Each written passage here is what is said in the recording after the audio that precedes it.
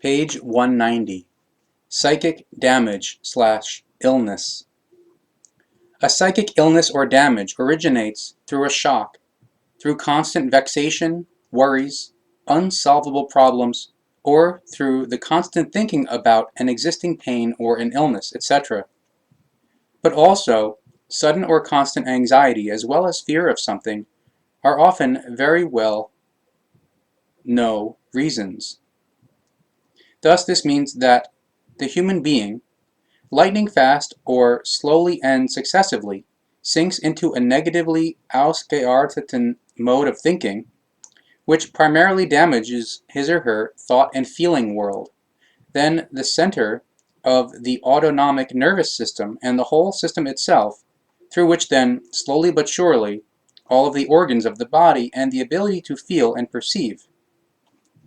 In the course of time, psychosomatic afflictions emerge, which spread themselves so far until with time all sorts of organic and bodily afflictions appear. Ulcers, rashes, and eczema, and so on and so forth, are not unusual. Through the autonomic nervous system, first and foremost, are damaged stomach, liver, intestines, kidneys, and gallbladder. However, also the heart and the head are affected by nerves, and in the end the whole body is drawn in. Hence, these palpable pains of all kinds are almost unbearable and of constant intensity. With time, the human being thus disturbed feels an increasing and persistent aversion for everything and everyone. Then follows a disinterest towards the work, the environment, the neighbor, and himself or herself. Any work and every movement become too much, and it results in an intense listlessness and lethargy. He or she feels as if they are the most ill human being in the world, and they are no longer able to recognize the sense of the life. For days and weeks they take refuge in their bed and their own four walls, and no longer want to see anyone, because their fellow human beings disturb and disgust them, exactly as all food begins to repulse them, and therefore they eat only very little. Bodily and physically still completely healthy, no doctor is able to detect any illnesses. However, also externally, no illness is to be detected by the layperson, which unfortunately often as well leads them to insult these psychically ill human beings as fakers, which only further damages the ill ones and drives them into an almost hopeless isolation, and often even to suicide. Very many psychically ill human beings entrust themselves to doctors and psychiatrists, who maltreat them with medications of all kinds, or Valium, Serestra, Librium, and other psychopharmaceuticals of all kinds, and with injections and electroshocks. However, psychopharmaceuticals, under some circumstances and in certain cases, represent the greatest poison for a psychically ill person, because they very rapidly worsen the whole process even more. Indeed, various medications of this kind exert a very calming effect, but they all have the dangerous effect that the brain, and through it, the thinking power, becomes stupefied. As long as this stupefaction lasts, the patient may feel somewhat calmer and better, but as soon as the effect wears off, the reality descends upon him or her all the worse. Since a psyche illness can solely and exclusively be created only by the type and power of the thoughts, thus it means that it is a brainless and incomprehensible idiocy if it is combated only with whichever medications. In every case, using only medications for such an illness is harmful, however, never of benefit. Since a psychic illness can only be created through the feeling and thought world, it is also only possible to further cure it through the feeling and thought world. A fact that unfortunately is trod underfoot by many doctors and psychiatrists as well as psychologists, because they are unknowledgeable of the truth.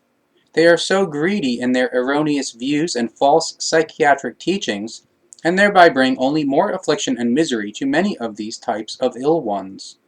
For many of these ill ones, the only way remaining, in the end, is the psychiatric clinic, or the insane asylum, or the noose. However, if these human beings had been rightly treated earlier, they would have been spared a miserable and distressful life. Surely various human beings are made, quote, healthy again by the doctors and psychiatrists, but this is a very dubious health, because already, with the next hard stroke of fate, countless of these healed ones fall again into their psychic misery, and everything begins from scratch again. These learned experts are able to give real help to only those having the worries and problems which they create symptoms of psychic illness, but which are in reality only pseudo-symptoms of this illness, genuine or feigned. But in order to be able to differentiate genuine or feigned pseudo-symptoms from genuine or feigned real symptoms of illness, exactly the same is required as for the help and healing of a psychically ill one, namely, honest love for the individual human being, as well as for the masses of humankind. Only a human being whose feelings are developed and is thereby capable of feeling-based impulsations can become psychically ill. However, through negative influences and thoughts, these feelings and fine spiritual perceptions are brought into confusion, to false reactions, and to coldness. Thus a bad and oppressive feeling develops in the chest as if it were constricted by metal bands. States of anxiety and depression then begin to control and to incessantly crush the human being. Therefore, the beginning of the absolute self-destruction has then already started. But should the psychically ill one now become healed, then for that multifarious things are necessary, but never solely a medicinal poison or other poisonous substances. The greatest part of the healing work must be taken over by the patient himself or herself, namely, quote, decluttering of the brain and bringing the thoughts into a neutral positive track, carrying out necessary messages, building up a new thought and knowledge world for oneself, going barefoot, going for walks in the fresh air as much as possible, and walking with quick steps, often shouting out any words loudly with utmost volume, and likewise singing cheerful or merry songs. But in order to do all this, the patient must first build up a will of his or her own, and then make it automatic. Namely, it is fundamentally false if it is claimed that the human being possesses a will of his or her own, because for each deed and action, etc., the human being in reality must first build up a will. But this is not easy, and is as good as impossible without guiding help. In the first place, it is absolutely impossible to give a psychically ill human being the necessary help if the helping person does not empfindet, which means, empfinden means to perceive in a fine, fluidal wise. If the helping person does not empfindet, to perceive in a fine, fluidal wise, honest love for him or her, and also not able to give it to him or her in a feeling-based manner. But only very few doctors and psychiatrists, etc., are capable of this because their occupation has made them brutal in their feelings. So they treat the human beings like mechanical robots, unfeeling, uncomprehending, loveless, materialistic professionals, and falsely taught. A psychically ill human being needs love, a lot of honest love, and clarification in respect to his or her illness and the possibilities of a healing. Love, however, can only be given by one who knows and possesses love, but never by a human being who regards his or her fellow human beings as a means to the material success, as objects, or but simply as patients who can be, quote, soullessly confronted. The rebuilding of a stricken psyche requires very much time and patience, perseverance, and firmness from the helper, as well as from the patient, himself or herself. The latter must carry out the helpful teaching with utmost firmness, thus as if he or she would like to break down a wall with their head. In other words, he or she must be almost as stubborn as an ox, and never give up even one iota from his or her way. The smallest misstep can already trigger a new catastrophe and let him or her fall again into the abyss. Also, weather conditions thereby play a very big role because a psychically ill person is especially very susceptible to them. If the afflictions known to the patient appear again intensified due to weather conditions, then they may not be allowed under any aspect to be evaluated as a relapse, but purely only as to what they really are, namely, appearances which are created by weather conditions and automatically disappear again. If a patient begins to think in a wishful dream, then he or she will often experience a true hell within the first 3 days.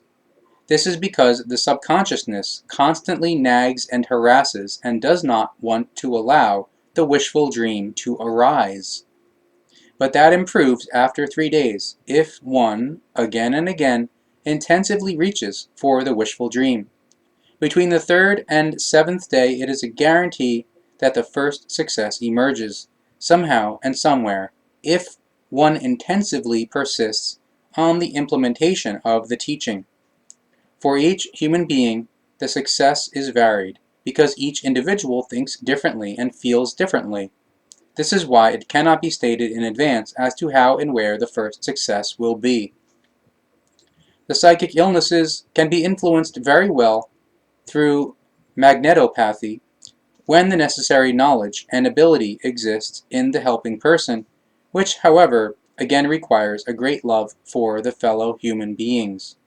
This type of help, however, is of much benefit because it releases pain and trepidations and makes the head and feeling center freer and lighter.